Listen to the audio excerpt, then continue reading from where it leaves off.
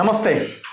ఈ ఇంటర్వ్యూ ఒక దగాపడ్డ బీఆర్ఎస్ నాయకుడి ఆవేదన, ఒక స్టోరీ. ఈ ఇంటర్వ్యూ 2001లో పార్టీ స్థాపించినప్పటి నుంచి పార్టీలో ఉండి కేసీఆర్ వెనకాలే ఉండి 2009లో ఆయన నాంపల్లి నియోజకవర్గ ఎమ్మెల్యేగా బీఆర్ఎస్ పార్టీ తరఫున పోటీ చేసి ఓడిపోయారు. సో ఆ తర్వాత 2018లో పార్టీ నుంచి ఆయన బయటికి రావడం జరిగింది. దాదాపుగా 14 సంవత్సరాలు ఆయన పార్టీలోనే ఆ పార్టీకి సేవలు అందించాడు. అండ్ దాంతోపాటుగా ఆయన వైస్ చైర్మన్గా పనిచేశారు. Central apprenticeship council, ministry of labour and employment, government of India. ఈ లేబర్ మంత్రిగా మన కేసీఆర్ ఉన్నప్పుడు, లేబర్ మంత్రిగా కేసీఆర్ యూపీఏ గవర్నమెంట్ హయాంలో పనిచేసినప్పుడు, సో కన్సర్న్ డిపార్ట్మెంట్కి వైస్ చైర్మన్గా కూడా ఆయన పనిచేయడం జరిగింది. సో ఆ తర్వాత ఎందుకు బయటికి రావడం జరిగింది అని అంటే, ఇక పార్టీలు ఎట్లుంటుంది, వాళ్ళ వ్యవహారం ఎట్లుంటుంది, వాడుకోవాలి, వదిలేయాలి. అందులో భాగంగా ఒక ల్యాండ్ ఇష్యూ ఆయనని అక్కడి నుంచి బయటకు వెళ్ళగొట్టేలాగా చేసింది. ఈ ల్యాండ్ ఇష్యూలో తలదూర్చింది కేటీఆర్. వాళ్ళ తండ్రులు తాతలు సంపాదించిన భూమి ఎవరో ఒక కడపకు చెందిన ఒక రెడ్డి ఫ్యామిలీ కబ్జా చేస్తే, వాళ్ళు మాకు తెలిసిన మిత్రుడు, నువ్వు ఆ భూమిని వదులుకోవాలి, నువ్వు కోర్టులో వేసిన పిటిషన్ని విత్డ్రా చేసుకోవాలి అని రకరకాలుగా ప్రయత్నాలు చేస్తే ఆయన వినకపోవడంతో కేటీఆర్ అక్కడి నుంచి ఆయన్ని దూరం పెట్టే ప్రయత్నం చేశారు. మొత్తానికి 2014లో ఆయన బయటకు వచ్చిన తర్వాత కూడా ఎక్కడ ఆయన వేరే ఏ పార్టీలో చేరకుండా ఇష్యూస్ మీద కొట్లాడుతున్నారు. సో ఆయన సంబంధించిన ఫోటోలు ఇవి. ఆయన పేరు నా ముందే ఉన్నారు, మెట్టు సూర్యప్రకాష్ గారు. అత్యంత బలహీన వర్గమైన బెస్త సామాజిక వర్గం నుంచి ఆయన రాజకీయాల్లో ఉన్నారు. నమస్తే సూర్యప్రకాష్ గారు. నమస్తే. సో ఆయనకు సంబంధించిన ఒక చిన్న పుస్తకాన్ని కూడా ఆయన వేసుకోవడం జరిగింది. అంటే ఆయన జ్ఞాపకాలు ఇవన్నీ. కేసీఆర్ 2001లో టీఆర్ఎస్లో, ఆనాటి టీఆర్ఎస్లో జాయినింగ్ సంబంధించిన ఫొటోస్ ఇవన్నీ. 2001 కార్పొరేటర్ నిలబడ్డరా? ఓకే. ఆగాపురం గెలిచారా? లేదు, ఓడిపోయారు. ఓకే. ఎక్కడి నుంచి? ఆగాపుర. ఓకే. కేసీఆర్ పుట్టినరోజు, కేసీఆర్ బర్త్డే కూడా ఆయనే సెలబ్రేట్ చేశారట. ఫస్ట్ అంతమంది చేసిన లేరు, నేనే బర్త్డే సెలబ్రేట్ చేసిన అని చెప్తున్నారు ఢిల్లీలో. సో ఇక్కడ కేసీఆర్ ధర్నానో ఏదో చేస్తూ ఉంటే, జాయింట్ యాక్షన్ కమిటీ మీటింగ్ ఉంటే ఆయన పక్కన ఉన్నారు. ఇప్పుడు ఇట్లాంటి పాత నాయకులు ఎవరు కేసీఆర్ పక్కన లేరు యాక్చువల్గా. ఇప్పుడంతా కొత్త కేటీఆర్, కవిత, ఈ బ్యాచ్ వచ్చేసింది, వాళ్ళకి సంబంధించిన వాళ్ళు. సో ఇవన్నీ ఆయన పార్టీలో పనిచేసినప్పటి ఫొటోస్ ఇవన్నీ. 2014 వరకు ఆయన పార్టీలో ఉన్నారు.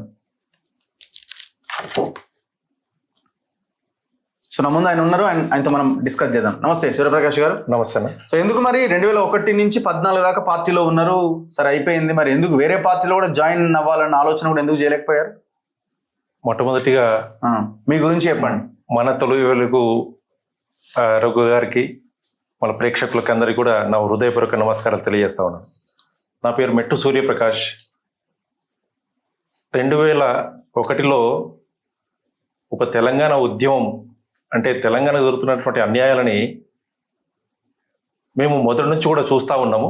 చూసిన తర్వాత ఒక నాయకుడు తెలంగాణ జరుగుతున్న అన్యాయాలని చెప్పటం వల్ల ఆయన ఉపన్యాసానికి మేము ప్రేరేపితులమై టీఆర్ఎస్ జాయిన్ అవ్వడం జరిగింది. అంటే మేము బెస్త కులానికి సంబంధించిన వ్యక్తి నేను. మేము రాజకీయంగా కానీ, ఆర్థికంగా కానీ, సామాజికంగా కానీ చాలా వెనుకబడ్డటువంటి కులం మాది. గతంలో ఈ 7 వారాలకు ఒక వారం, గురువారం పేరు బెస్తవారం అని చెప్పేసి అప్పుడు పిలిచేవాళ్ళు. అవును, ఇప్పుడు కూడా అంటే బెస్తవారం అని. అంటే అంత పవిత్రమైనటువంటి క్యాస్ట్ బెస్తా అనే క్యాస్ట్. మేము ఎందుకు వెనుకబాటు కారణమైన అనేది మాకు అర్థం కాకుండా ఉంది. అంటే రాజకీయ నాయకులు ఎందుకు మమ్మల్ని పక్కన పెడుతున్నారు, కారణం ఏంటో మేము దాని మీద ఎంతవరకు అన్వేషణ చేసినా మాకు అంతు చిక్కట్లేదు. మమ్మల్ని వాడుకుంటున్నారు, వదిలేస్తున్నారు. హైదరాబాద్ నగరంలో అత్యంత జనాభా కలిగినటువంటి మా క్యాస్ట్ ప్రతి రాజకీయ నాయకుడు మమ్మల్ని వాడుకున్నాడు. అంటే చాలా మంది పేర్లు చెప్తే కరెక్ట్ కాదనిపించింది. కాకపోతే ఏంటంటే టీడీపీ హయాంలో కొంతమంది నాయకులు, బీజేపీలో కొంతమంది నాయకులు, ఇప్పుడు టీఆర్ఎస్, కాంగ్రెస్, అన్ని పార్టీల్లో కీలకమైన నాయకుల దగ్గర ఒక బంట్రోతుల్లాగా పనిచేసినాం మేము. అలాగ ఒక రక్షణ కవచం లాగా ఉన్నాం ఓకే. ఏ విషయంలోనైనా కూడా. కానీ నమ్మకానికి మారు పేరు ఈ బెస్తవాడు. నమ్మకం అనేది ఒక ప్రతిరూపంగా ఉన్నటువంటి క్యాస్ట్ మాది. అందుకని మమ్మల్ని వాడుకున్నారు, కానీ మేము వాళ్ళని పల్లకిలు మోసినాం, కానీ మమ్మల్ని పల్లకిలు ఎక్కియలే వాళ్ళు. ఓకే. మమ్మల్ని రాజకీయంగా వాడుకొని మమ్మల్ని అట్లా వదిలేసారు. సో ఇంకా మీరు ఏ పార్టీలో లేరా ఇప్పుడు? ఇప్పుడు ఏ పార్టీలో లేను. అంటే ఏ పార్టీ అయినా ఎందుకు ఎక్కడ జాయిన్ అవ్వాలని కూడా అనుకోలేదా? అంటే దెబ్బతిన్నాం ఒకసారి. 14 నుంచి 25లో 10 years మీరు రాజకీయాలకే దూరంగా ఉన్నారు. ఎందుకు దూరం ఉన్నామంటే, ఇప్పుడు కేసీఆర్ అనే వ్యక్తి, ఆయన మాటలకు నేను ప్రలోభితున్నై. నేను యాక్చువల్గా కేసీఆర్ గారిని ముద్రాజ్ అనుకున్నా. మాకు వెల్మ అంటే తెలియదు, హైదరాబాద్లో వెల్మ క్యాస్ట్ గురించి తెలియదు. ఆయన ఒక బీసీ, ఒక ముద్రాజ్ క్యాస్ట్ అని చెప్పి అనుకున్నా. ముద్రాజు బెస్తలకి చాలా దగ్గర సంబంధం ఉంటుంది. అన్నదమ్ముల పిల్లలాగా ఉంటాం మేము. అంటే పెద్దమ్మ చిన్నమ్మ పిల్లలాగా ఉంటాం. అంటే మేము గంగమ్మ పుత్రులు అయితే వాళ్ళు గౌరమ్మ పుత్రులు. అట్లాంటి దగ్గర సంబంధం ఉంటుంది ముద్రాజుకు బెస్తలకి. సో ఆయన బెస్త అంటే ముద్రాజు అంటే మన వ్యక్తే కదా అని చెప్పేసి నేను ఆ ఆలోచనతో కూడా పార్టీలో జాయిన్ అయితే మన బీసీలకు నాయకత్వం. ఇంకా కులం కూడా తెలియకుండా ఎట్లుంటది మీకు?